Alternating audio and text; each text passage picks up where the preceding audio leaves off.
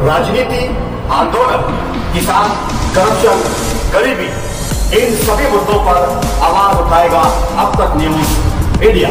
सत्ता के आगे जब भी सवाल कमजोर पड़ने लग जाए तो सवाल उठाने पड़ते हैं। बोल के लफ्ज आजाद है तेरे, बोल के सच जिंदा है।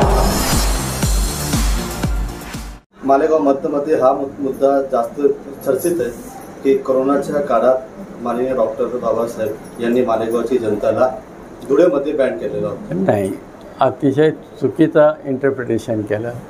मी स्वतः डॉक्टर आहे आणि हे आरोप करणाऱ्यांना माझ्या विरोधात बोलायला काहीच मिळत नाही म्हणून ते बोलत आहेत। मी एकच सांगितलेलं होतं की स्प्रेड थांबवायचा असेल जिथे आहे तिथे पेशंटला ट्रीटमेंट दिली गेली पाहिजे। हा करोना साथीचा आजार आहे।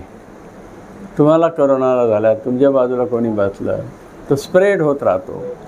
तर आहे तिथं करोनावर ॲज इलाज नव्हता।